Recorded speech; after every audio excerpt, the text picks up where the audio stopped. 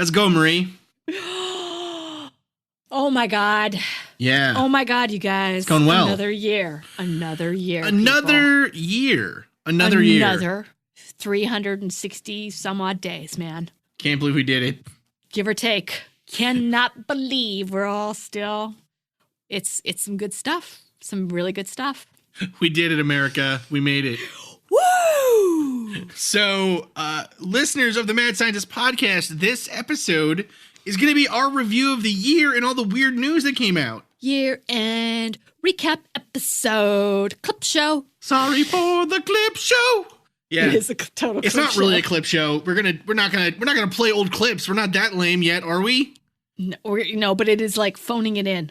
It is phoning it in hard. Jake, if you have clips you want to just like insert randomly, that would be hilarious. Okay. And we're going to go to the episode. Mad Scientist Podcast. This week's episode,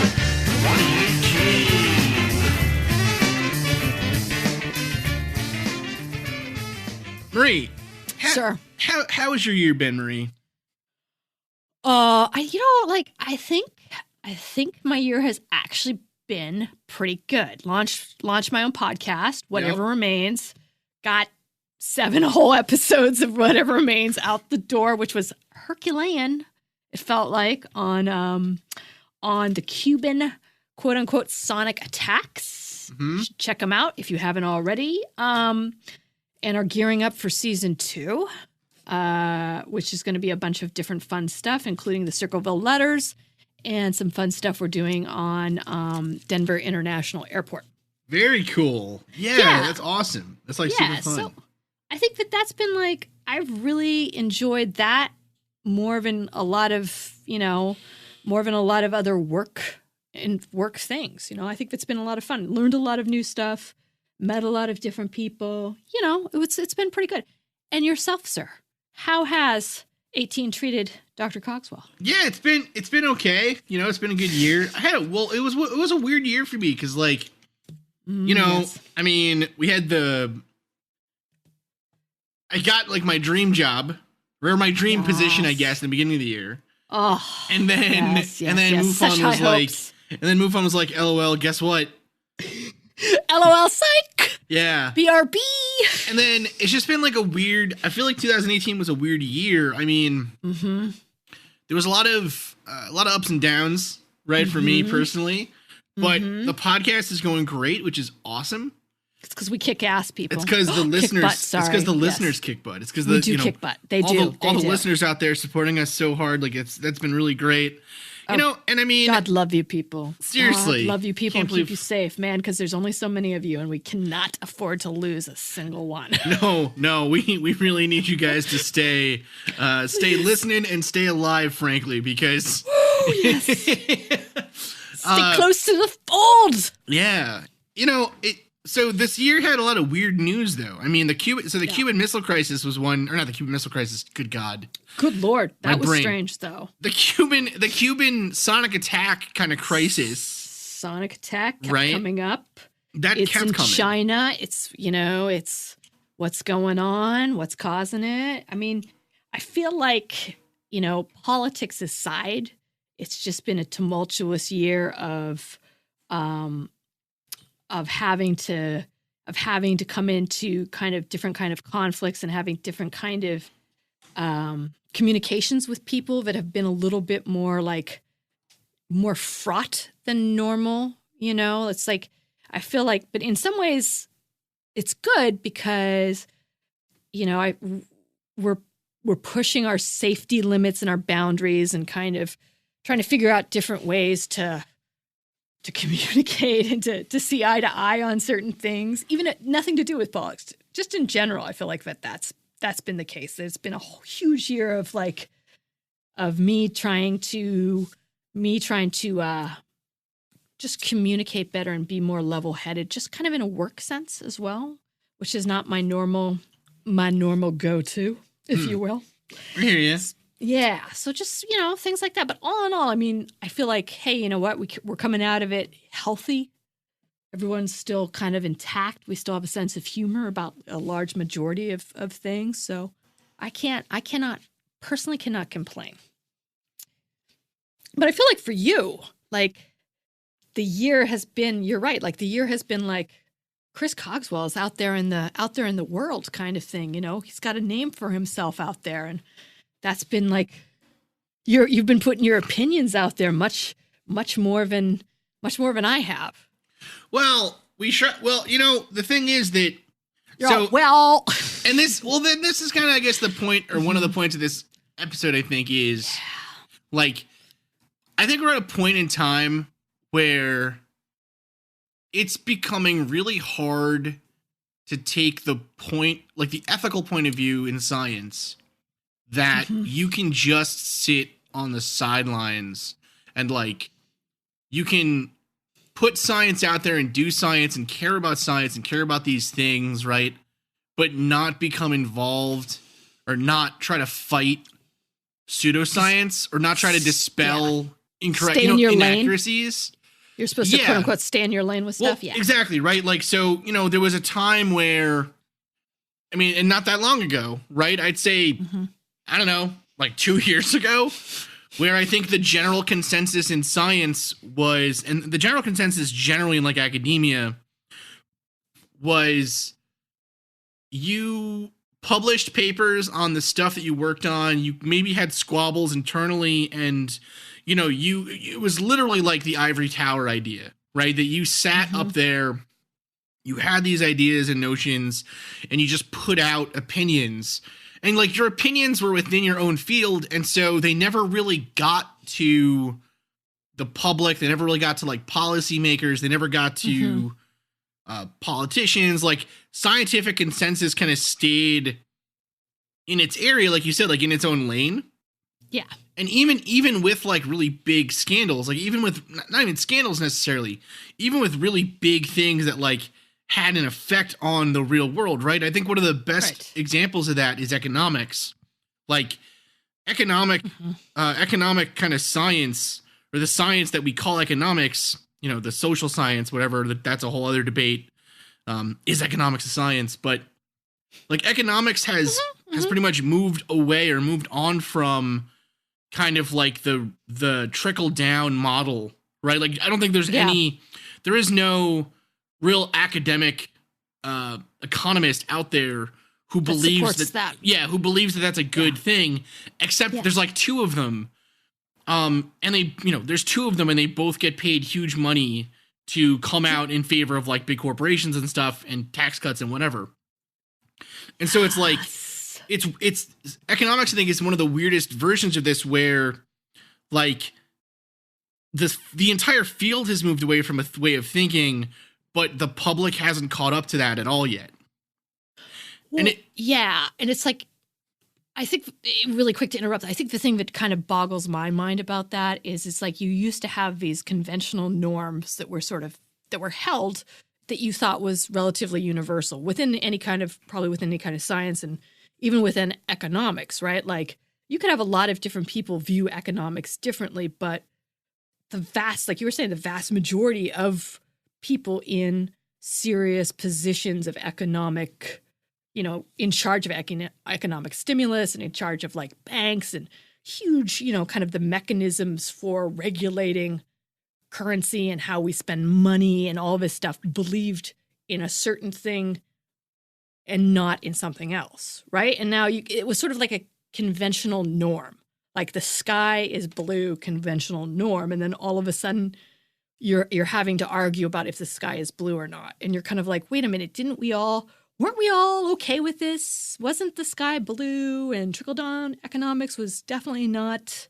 something that was going to work for people, and suddenly you're I don't know, I've almost felt like that has been the place that has been the hardest to come from this position of almost being at a loss, because you're like, hold up, you're almost stunned, is how I feel like. I'm still getting over being stunned that these norms have sort of just been shot down. No, absolutely. And I don't think that economics, I think, is a good example of that. Yes. But it's not the only example. And it seems to be an increasing problem, right? I mean, again, like 20 years ago, the consensus was that vaccinations were a phenomenally beneficial thing to the world, right? I mean, Oh God, yes.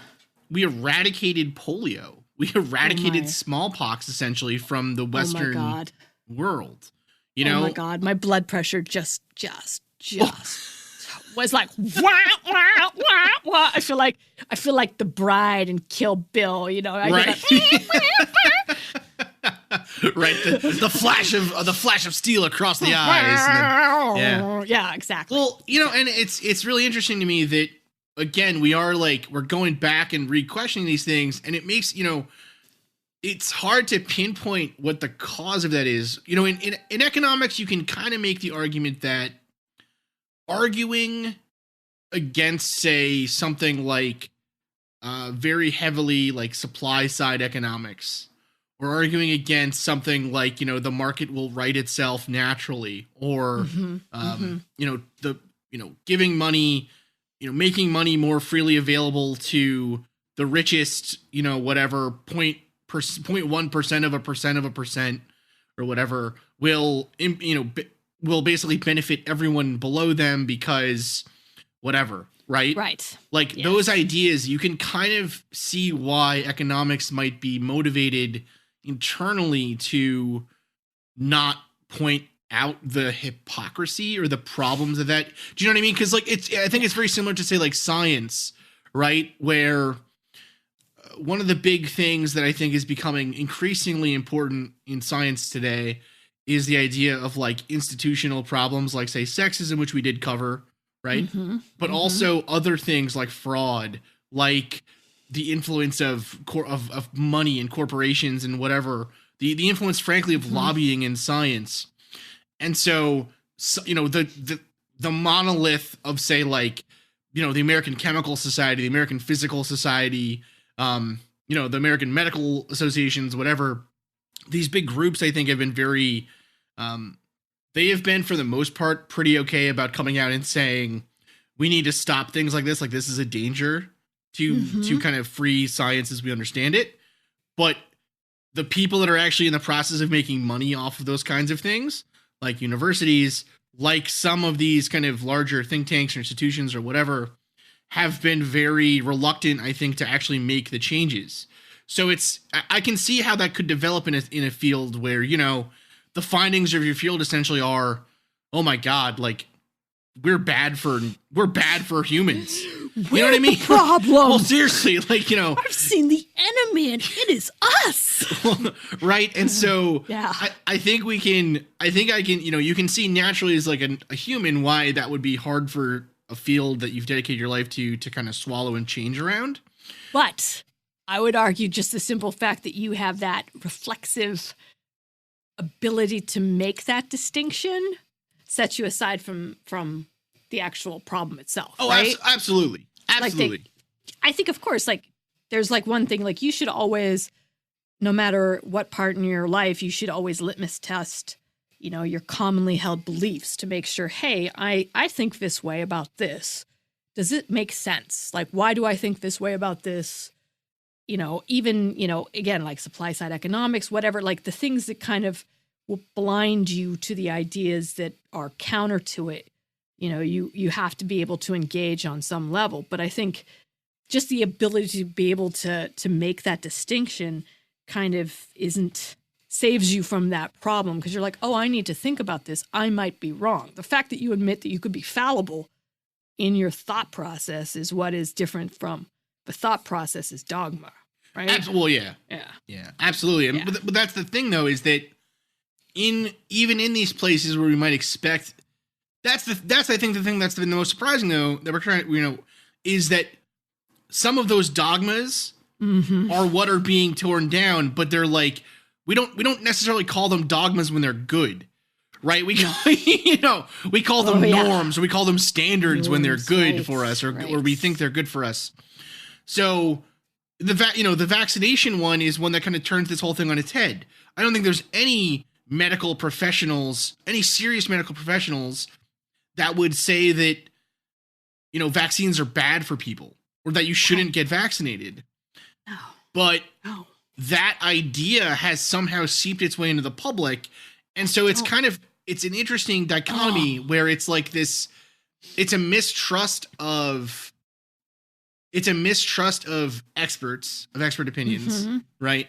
Which, like, that's always been kind of a part of, I mean, that's partly why, Aristotle was writing about how concerned he was about democracies, right? That the mob doesn't necessarily listen to the experts. They just kind of listen. Pretty much is always the mob. Right. So it kind of makes me wonder, though, like, say things like Facebook or Twitter or, whatever, these bigger kind of mass forms of communication, are they really good for us? Yeah. Are they good for us? I think that's one of the things that's hit me this year with the podcast, especially, is like being on Facebook and Twitter all the time is intensely depressing. Like, it sucks so bad. Now, why does it suck? Talk to me a little bit why it sucks, because I myself know that, like, it helps me immensely to start following Twitters of cute baby bunnies, which I do have an entire I have an entire thing that I follow, but there's just cute pictures of bunnies, because it's like, man, that's the kind of stuff I need. That's the kind of sweet drug I need in my bloodstream just to face the day. And they're so cute. The Soma Marie needs. But so, like, what has it been about Facebook and Twitter, if you do not mind me asking us and us sharing that, like, what's been the sort of the big epiphany of, oh my God, this is toxic? No problem. I mean, so I think a big part of it is actually engaging more with the, say, like, UFO community, I guess. Right. And trying to, now I've met some of these people in, like, person, right? And they're very nice and they're cool and everything else, right? But, like, so some of these things. So right now I'm on the Pleiadians Facebook page. Oh my God! Why are you on the Pleiadians? So we're gonna be doing an episode on, like, the Pleiadians soon. Here, I got a bunch of books, right?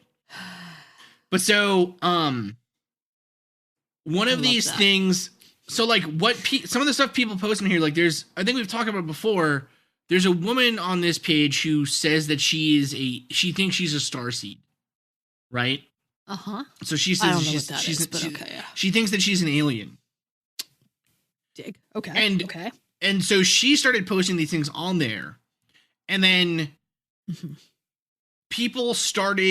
other people have now started to post stuff on there too, like videos of themselves being like, oh, something bad's coming down. I'm feeling it. I know the aliens are going to talk to us soon. Right? Okay.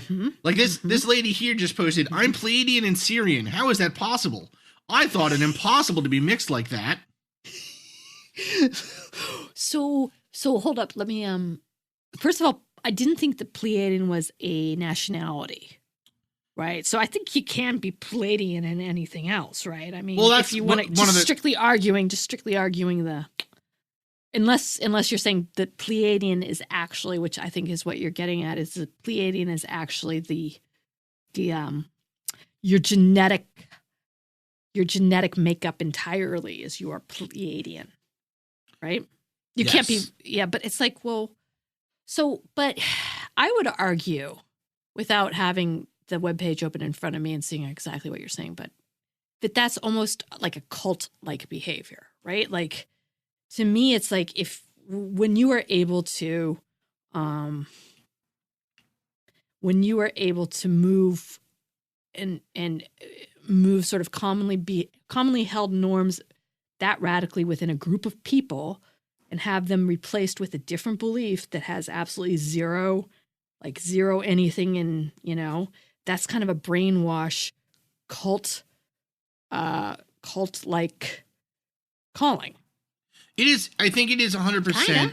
I think it is 100% like a cult-like kind of thing, right?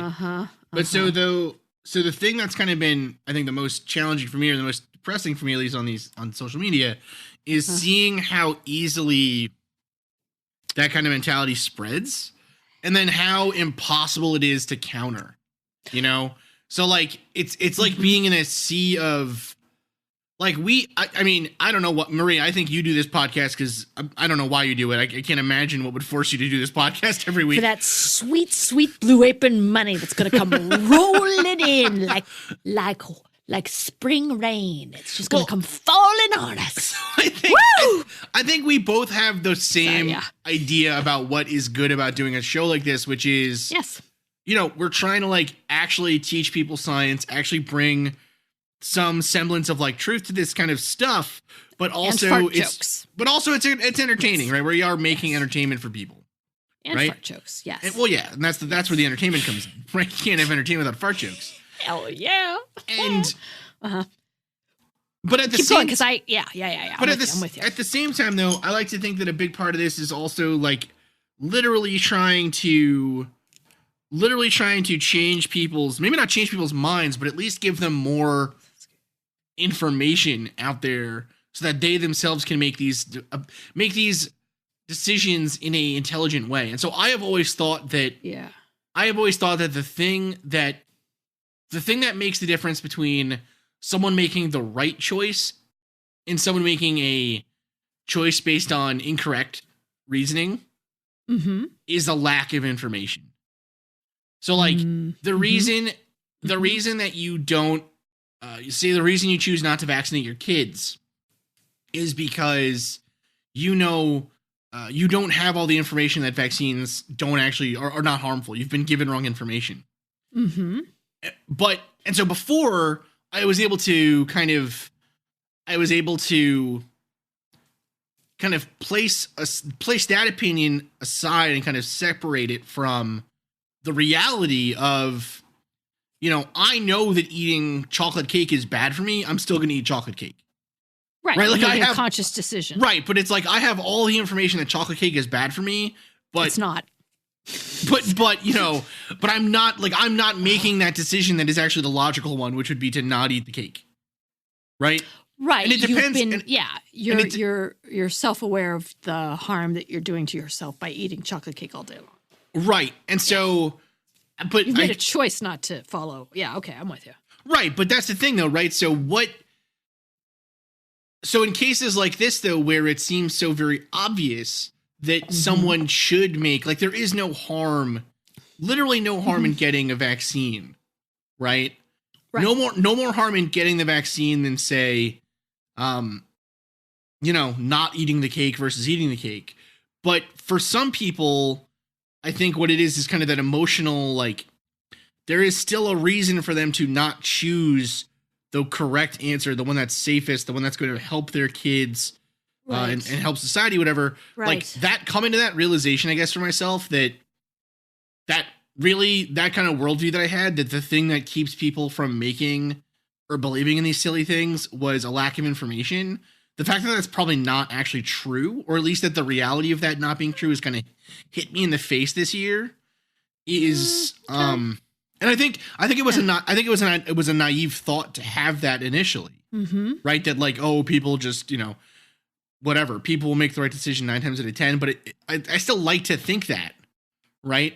I don't think you're wrong. And if one of the things, if I can jump in here, I don't want to interrupt you because I think you're like, I want to make sure that I want to jump in here really quick. I had the opportunity to talk to Dr. Joseph Uzinski, who is who's a professor who writes on and studies conspiracy theories, right? So, you know, and it's all about his basis of study is political conspiracy theories, pretty much. And one of my things that I was talking to him about was just sort of in general, like, look, man, I'm a little bit wigged out. Like, I feel like we've gone from sort of this, you know, relatively safe time to some time that we kind of almost need a safe word for, like, conspiracies are really, like, I look at this and I am really worried about it. And what his point of view back to me was, he says, well, that's how it feels. That's not how it is. And that's the difference. Like, But the people that are on these websites, like the Pleiades, or the people that are engaging in conspiratorial mindset to the degree that you're seeing them on the news, are a very, very small set of people. Very small set. But I don't think that's true. See, but that's what he is saying. Like, if we go out and we look at the data, and he's like, I have looked at the data, and the truth is that it has not increased. Maybe we've seen more of it, and maybe we have felt more of it. But the fact is that there are still people that the more you give education to, the more you give information to, will still make the right decision. And I'm kind of paraphrasing a good bit of what he said. I might be also sugarcoating it a tiny bit because I was a little bit on the ledge that day because I was telling him I'm on the ledge with this stuff, man. Like, some of the stuff that's happening is a little like it's scary. But at the same time, so then I come back to like, yeah, but I still feel this way. To your point, I still feel like I have conversations with people, and even people like at work on like the most recent example I have, which is much milder than, anti-vax. I swear to God, if I had a conversation with somebody at work about anti-vax, I'd probably end up like in HR, and losing said job. But was more about privacy, right? And how you can have your privacy kind of confiscated by the United States government if they have just cause, and an FCC and all this stuff that was going on. And I was really kind of like riled up about it. And my coworkers, who I have so much other stuff in common with, and they're very smart people, they were sort of nonplussed by it. They were all like, well, it doesn't matter because I haven't done anything wrong. I don't have anything to hide. And I'm sort of like, well, that's not the point. The point is that this is your right. This is like something that as an American citizen, you have a vested interest to safeguard. And it's like, nope, they were like, no, I haven't done anything wrong. I don't see what the big deal is about that. And so you're kind of like, well, that just shakes me even more, because I feel like, how is it that people don't understand these things? But then I'm like, well, am I being the a-hole because I'm sort of assuming that they should and mad because they're not? Or, how, you get to that kind of balance, right? I get what you're saying. So then you're like, well, how much of a, DICK am I going to be about this? Right. Which is I have a pretty high, I'll go in pretty deep for stuff like that. So yeah. Well, the thing for me is this, and again, I kind of have I've put myself in this position where I am interacting with these people on a daily basis because I find it interesting. Now, are you interacting with the Pleiadians? Oh, every day they channel to me, tell me I'm a good, I'm a dolphin, Shut the front right? door. No. All right, first of all, Dora's going to freak out. You don't be doing that. Don't be saying that. No, I'm just kidding, Dora. No, the thing. But just the general community. Well, just the general community, right? And so, and I think, and that's great, actually. I really do like that people, my Facebook page is like 90% people that have probably added me from the show right now, which is cool, I think. That's kind of the cool thing about podcasts, that listeners and, fans and whatever can get that kind of level of access if they want it, I guess, or if you want it to. Like, you have control over that to some extent. Yeah. But, I could deny people that add me on Facebook. And I have started doing that. If you add me on Facebook and your profile picture is like a dolphin with a third eye and a rainbow triangle behind it, I do not accept you as a friend anymore. Dude, how do you think I met my husband? I know this Paul is really a dolphin, So well, he wasn't, in the last life, but not this time around. So okay, I get it. Okay. No, I understand. Yeah. Well, so the thing that really has kind of made it seem so much more overwhelming for me is that the way that it disseminates and the way that the information spreads. So it's not so much that people believe this stuff necessarily any more than they used to. It's that bad information is a lot easier to spread out there. And so I think that maybe what the problem is that maybe our definitions of what a conspiracy theory is are wrong. Like, I don't think that there are more people, like, just because Alex Jones is saying that fluoride is gonna, turn you impotent and, make you grow, I don't know, like, whatever, Turn right? frogs gay. Well, seriously, right? Like, the idea that, like, just because Alex Jones is saying that stuff to me, obviously the more hard edge stuff is going to be harder for people to swallow. But the idea that Alex Jones can say that, FEMA camps are coming, and then that can make its way to your local news channel, right? Or that, Alex Jones can say that, whatever, like erosion. Exactly. Erosion. And so of these things. Yeah. And so it's like, obviously that harder conspiracy theory is not true. And most reasonable people will be able to say that's not true. It's that some of the conspiracy theories are being cloaked and kind of, they're coming from Alex Jones and Paul Joseph Watson and Roger Stone and Jerome Corsi and whoever, right? They're coming from these conspiracy theorists, and then they're still making their way to the public. And that's true on both sides too. Like, I have definitely noticed an uptick in kind of, more liberal oriented, let's say, conspiracy theories and misinformation and stuff. I mean, we had this year a lot of stuff come out about, say, GMOs being still being deadly and dangerous and whatever, right? Or the idea that, frankly, I mean, I almost think that the non-vaccinating of children is almost more of a left-leaning conspiracy than a right-wing one. I agree. And like, we've seen that blossom into rich suburbs of cities like Chicago or Houston or whatever are having measles outbreaks. Like, it's crazy. So affluence, and so the idea that these things can make their way over to you more easily. And so even if you yourself, like, I think of myself as a savvy media consumer, and I get tricked every single day. You know what I mean? Like, I think of myself as someone who's like, I'm looking at this stuff with a hard lens. I am, so jaded about advertising and whatever and all this other stuff, whatever.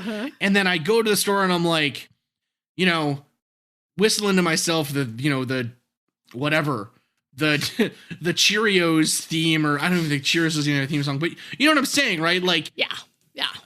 No matter how hard edged you think you are, or how you're immune to that stuff. Target audience. You're always the target audience, right? And the idea of me being immune to that stuff is itself something that an advertising agent somewhere was like calculated for. He thinks he's immune to this stuff. We're gonna sell him, we're gonna sell him Jinko jeans, right? And black eyeliner. So it is a rough thing for me. So are Jinko jeans a real thing? They were. Oh, I don't know. I've never heard of those. JNCO jeans. Oh, maybe not. Do you remember in like the early 2000s? Aughts? Yeah, kids, teenagers and whatever would wear big black jeans with like the hugely flared bottom. Well, the whole the whole denim market took a huge, went into a different stratosphere. Like, all of a sudden, that's when you started to pay for, you started to pay $300, $400 for a pair of jeans. And that was that was what the market bared at that point. That was like the denim bubble. Right. It had all this sort of, we could do a whole show on that. That's fascinating, actually. Not that you wearing that and black eyeliner isn't. There's a listener somewhere being like, please no denim episodes. Please no denim. No, we need that. We need that listener too. They can, No denim episodes. There'll be something in it for them. No, but that would be so good. No, that's another bubble. That's a whole other bubble. That's a whole other bubble. No, you're right. I think that you are as susceptible as anybody else. But so one of the things that we didn't get a chance to do because it's not up is we wanted to read some of the criticisms that we received for this podcast from one of the channels that we're on. What's it called? Conflict Radio Official. Conflict? Yeah. Yes. Yeah, So we were on their YouTube channel for a while, and then it got taken down. And so we're trying to consider if we should make our YouTube channel more full of stuff. Like, if you think, listener, if you're listening to this and you think, oh, I would love YouTube content from the Mad Scientist podcast, let us know. Like, I put a couple of videos up there earlier in the year, and I keep meaning to reset up all my video stuff because we have it in our new apartment. I just haven't set it up. But if you'd like more video content and things, and even if you just like the episodes on Katie YouTube, is shut the front door. You need to go grocery shopping before you do any video content. Right? And I'm like, I need to make glue. I need to make slime again. Anyways. But some of the content on there, or some of the criticism on there was, for the longest time, I didn't even know we were up there. I had no idea. There was an episode a while back now that we did read some of our not so loving feedback, which to me, I don't know. So, and this gets into sort of criticism and the nature of criticism. And, when you listen to when you come into these conflicts and people are telling you something that's different from what you commonly believe, or even unsolicited, like Facebook or Twitter, they're telling you something that they don't necessarily like about you, and sort of the tone and tenor that takes. I mean, I don't know. It's funny because ever since we started thinking about doing this episode, I have just been thinking about sort of the nature of criticism in general and how my relationship with criticism has changed over the years. And it's been sort of interesting because I think the stuff that was up on Conflict Radio, I thought was really funny. I loved it. I thought it was great. It was oh, it's hilarious. To me, it was not, I didn't read that and feel even or, oh, this is terrible and I'm a bad person. But at the same time, I also realized, if you get enough of that, it would take you to pause to think about in some ways. I mean, I'm trying to remember what the main was that we swore a lot, or that I swore a lot.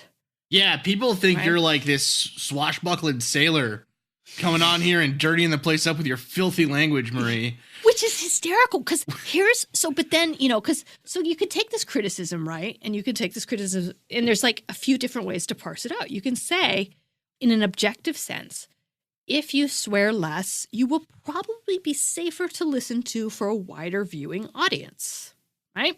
It's just your ratings. It's I'll be able to play you in the car when I am taking my kids somewhere, or I don't swear and I don't like hearing swearing, right? So there's all this sort of context to that, which is, to me, relatively reasonable. It's if, that to me makes sense. Then there's the whole sort of sexist argument, which is, Chris swears just as much as I do, if not more. Yeah. And nobody's talking about how much he's swearing. They're talking about how much I'm swearing. Oh, yeah. So I kind of think to myself, they don't like it when the lady swears, which is, again, just something that's not, it's a biased argument to begin with. And then, and then it calls into question, well, maybe I am swearing too much. But then, and then I just swear some more. So I thought that was I started to kind of trip out and think about all the different criticisms that we received, and what is effectual criticism versus ineffectual, and how and again, my relationship to it. And I was just kind of giggling at the end of it. And then I just had some wine, so I'm all good. Well, it's also definitely made me kind of, view, I think, the way that I critique things differently, what you're saying, in the way that there are times where I will write, the amount of times that I am on my phone at midnight because I just read something insane on a Facebook page, and I'm I got such a witty response to this, and then I'll write it out halfway through, and I'll be they're not gonna read this, and even if they did, they would just be LOL, try hard, or something. You know what I mean? Something stupid and inane.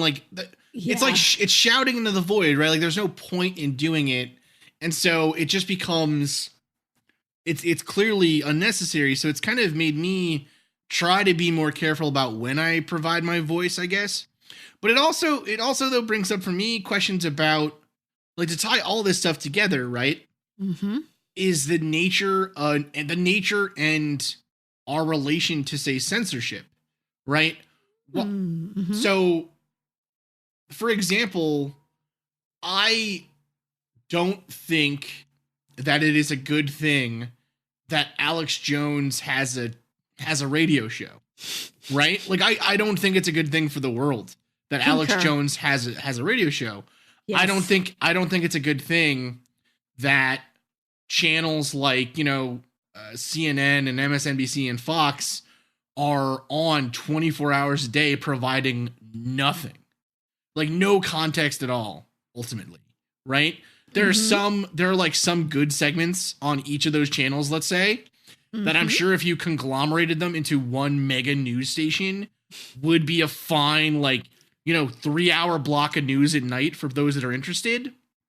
But ultimately, I don't need us to go to Jim Acosta every time the president might leave his office or the White House because he's going on a trip next week and we want to see, if when he walks out of the door, is he kicking at rocks or whatever because he's upset about the Russia investigation, right? Like that to me is not good. It's like oversaturation of information. And so the 24-hour news cycle. Right. But even more simply, right? Forget like the psychology of like 24-hour news and whatever. Like Alex Jones, I think, is a simple case. Should Alex Jones be allowed to have a channel or a thing where he is knowingly providing false information, right? Like, and I don't think there's any question anymore that Alex Jones is doing it knowingly, because in his own court documents, in his defense, in his divorce with his wife, he makes the claim, I am just an actor. Like, I don't believe any of this stuff. I am an actor. I am doing this as a promotion to sell pills, right? To sell supplements to idiots. Right. So do I think that he has, well, I don't know. I think it comes down to intent, like you were saying. I think if the person's intent is that they honestly do believe that, even if I don't agree with it, and even though I personally think it's harmful, I still think that they have, if someone is willing to put them on the air, I do not believe that they should be censored. Well, forget personally believe that it's harmful. What if we know it's harmful?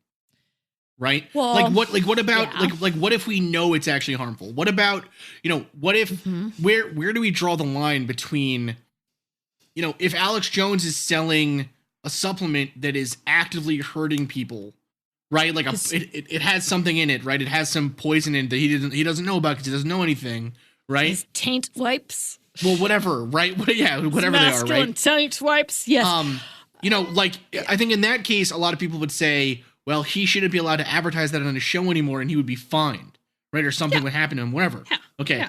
What FCC. If? So then, he even had an FCC anymore. Right. Yeah. So what if though what he's doing is he's poisoning public discourse? What if what he's doing is providing misinformation to the public so that they, at what point do we admit that propaganda doesn't just have to come from the government?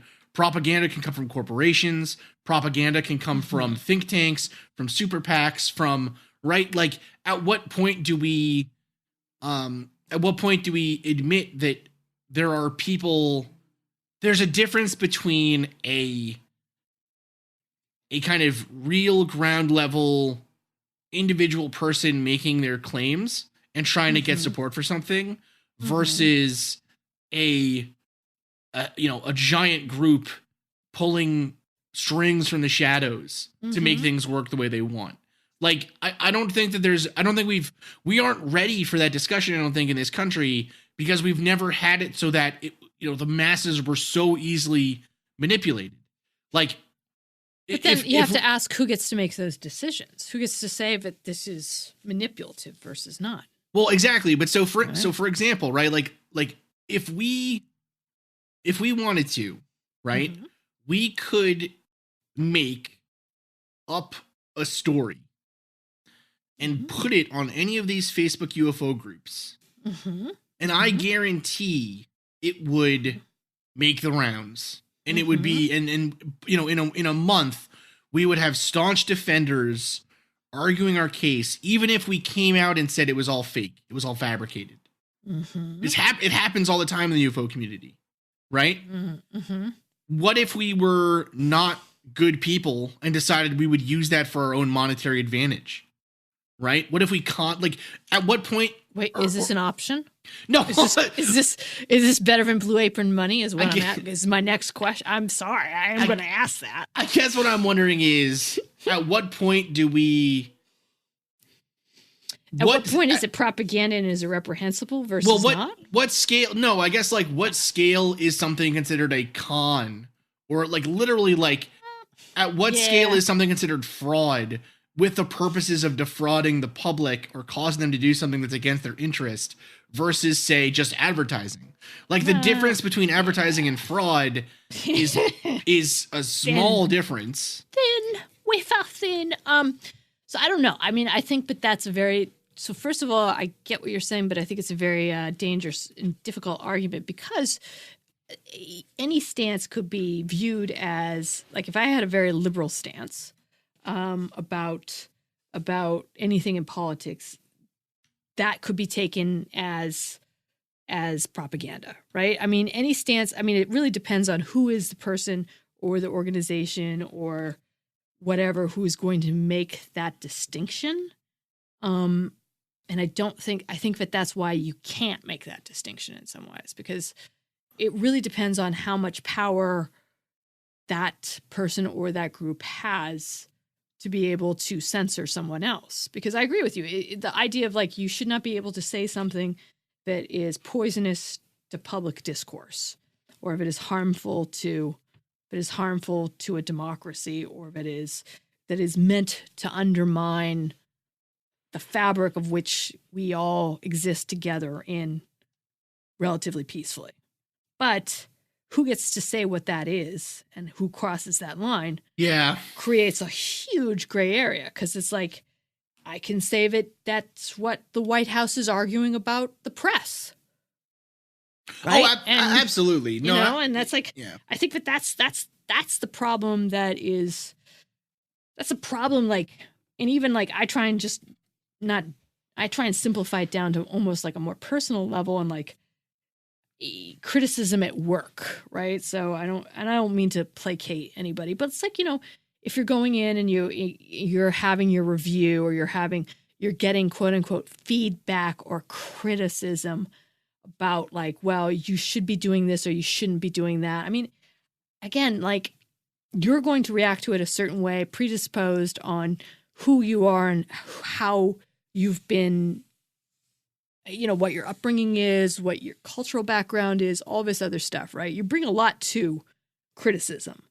And when you put criticism out in the world, you're putting out all that stuff as well. So I think it's to me, it's like the idea of critiquing and the idea of the idea of criticism is largely about what is the intent of the person giving you, or you giving it to someone else. Because clearly, if you have the intent, like, I want this person to do better, or I am concerned about this person versus I'm going to be an S-head, right? There's two different things. You could be saying the exact same thing, and the weight and the validity of it comes from what your intent is. Yeah. So another. I'm totally personal. No. I hear what you're saying. I mean, another. And it's not because I just had a crappy review at work or something, because that's not the case. The thing. Another wrench, though, to throw in all this, I think, is the idea of, say, Facebook or these other places where, like, I think the distinctions we're talking about were a lot easier to talk about in the abstract 10 years ago, 15 years ago, when there wasn't a company already actively making the decision for us of what is censorship and what is propaganda and what isn't. Do you know what I mean? Like, I think Facebook is already making those decisions for us. And so, you know, I mean, Facebook, Twitter, Instagram, whatever, like Instagram, not so much, right? Instagram is where I get all my baby piglet pictures. Oh, Aw. But hashtag piglets of Instagram. Shut the front door. It's really good. It's super good. That's what I go to. Instagram's what I go to when the other social medias are making me too sad or upset. But imagine if we were to, and we've been approached by companies like this. Like, we've been approached by shady marketing companies that operate like, user farms in India where, some guy sends you an email and is like, hey, or a message on LinkedIn even, or Facebook or whatever. And is like, hey, I got your contact info through the RSS feed. We sell a service where we can get you in the iTunes top 100 for like a month if you pay us. And the way we do it is we have, 1,000 workers in this building in somewhere, whatever, where they're paying them. Make those calls. Yeah. They're going to just bump it up. Yeah. Exactly. We're a click farm, right? We'll just click on your link. We'll have 1,000 people clicking on your link 10,000 times a day for a month, and it's going to get your numbers up and it's going to look great. Right. Or even say, today Twitter did a purge of followers for bot accounts. Right. And so, we didn't lose, like, I think we lost maybe like 20 or something. But the fact that we had 20 bot accounts, like, that's crazy. You know what I mean? That's pretty impressive. We are worthy of 20 bots. How did that even happen? Like, who is paying who's our bots? Someone's bots are badly managed. They're all like, wait a minute, I'm supposed to be undermining democracy. Why am I on this page with this scientist? The woman who swears. The woman who calls people S-heads. And the potty mouth woman that is not. Why am I am supposed to be hacking and talking WikiLeaks. Well, honestly though, I think that kind of Facebook's already making those decisions for us. And so like that if I had my druthers, that Pleiadians Facebook page would be shut down. Like, it'd be gone, because I think it's actually doing damage to people's mental health. Like, I think it's a place for, 15 guys who all think they're Jesus to hang out and try to figure, like, there's that famous, it's like a famous kind of, story, whatever, around psychology, where this guy decided as a treatment for people who thought that they were, they were delusional. And so they all thought they were Jesus. And so he got a group of them together, and in the hopes that them seeing another person who thought they were Jesus would snap them out of it. And all it did the delusion. Exactly. All it did was make them certain that the other three weren't Jesus.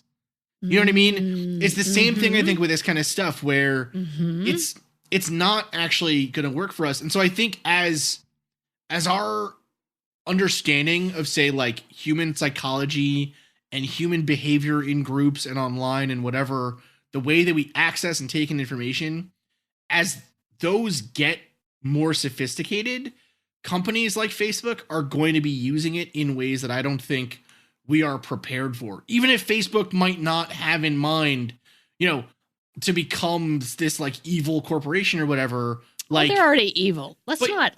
But you know words. They're already pretty bad. You know what I'm saying, though, right? Yeah. That at what point does it become, I mean, for lack of a better term, like actual mind control, right? Like, at what point does it become an assault on your consciousness versus, say, simply advertising? Well, I mean, but again, that then the question falls back on, how do you define Facebook, right? Which is something that's going on in public discourse right now. Is it a media empire, and they have a responsibility on what their content is, versus they are a technology platform that puts out everything, right? So they get to choose one or they get to choose the other. But as of to date, they've sort of been able to live in this weird interim, right? And so I think that that's a big thing. It's like, we don't know what to make of Twitter. We don't know what to make of Facebook. To your point, that hasn't been something that we've had to contend with before. But now I think, I don't want to say regulation, but I do think that they have a responsibility. We have seen what what can happen and what is possible and what they are and what Facebook is willing to do, I personally think they should be regulated. I don't necessarily think that they should be making a decision to shut something down on their site, but that decision should be coming from a law. Should be coming from the people that is again, because if you look at what Facebook has done, not so much here, but like Arab Spring and the outcome of that, where it was this thing that was good and just got really not really messed up. That's messed up. So it's even across international borders. Yeah. I think that it's become kind of I think the best analogy I've seen for it out there is Facebook is like, you build a bridge, right, over some canyon or something. And so Facebook has tried to be like, we just built the bridge. We're not responsible for the drivers.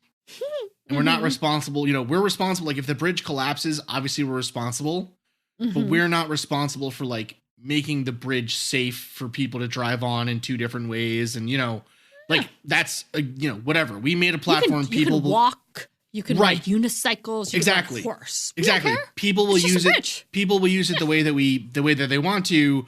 Our whole thing is creativity. But then when someone like, the guy on the scooter gets run over by a semi, by a tank, right? Whatever. Like it becomes like, well, why didn't you design this bridge better with safeguards? Or why weren't there signs up on the bridge that said, no tanks, no scooters, right? Tanks only during this time. Exactly. Like why weren't there regulations in place? And so I'm with you that like, it's not gonna ultimately be up to Facebook, but right now we're kind of letting Facebook make those decisions on its own. And that to me is like, I think that's probably the most depressing thing. And so it's kind of like, I wish I could get off Facebook completely, but I also like, I love fighting with dolphin people. Oh, I love it so much. All right, Marie, that's it for this week's episode of the Mad Scientist Podcast. I'm your host, Chris Cogswell, with my co-host, Marie Mayhew. Don't hate us, dolphin people. Don't hate us, dolphin people. Yeah. Anyways. Hey, I'm glad this clip show worked out. Sorry for the clip show. Clip show 2018. We will be back in 1 week with an episode on Bob Lazar and Element 115. Speaking about getting into brawls. I know, seriously. This episode and all related content is copyright the Mad Scientist Podcast. Yeah, MNFers. Yeah. Don't even think about it. Muffin Fredericks. All right. Thank you again, dear listeners, for listening to the Mad Scientist Podcast. I have been your host, Chris Cogswell, joined by my co-host, Marie Mayhew. If you'd like to contact the show, please send us an email at themadscientistpodcast@gmail.com. That's all one word. You can also follow us on Twitter at Mad Scientist Pod or at Team Giant Squid for Marie. And of course, you can see us on Facebook, on Instagram, and all over the internet as the Mad Scientist Podcast. And again, our logo is the one with the pumpkin head, so it's easy to see. If you've enjoyed the show tonight, please consider supporting us on Patreon, where the money that you give to us will help us to promote this show further, to make it better, and just to spend more time making it. Because we love doing that. We do love doing that. Our logo was designed by Carrie Shaheen. Our web design is done by Desdemona Howard. Woohoo! And our sound design is done by Jake Cardinal. Thanks again for listening. Thank you. This has been a Damn It Chippy production.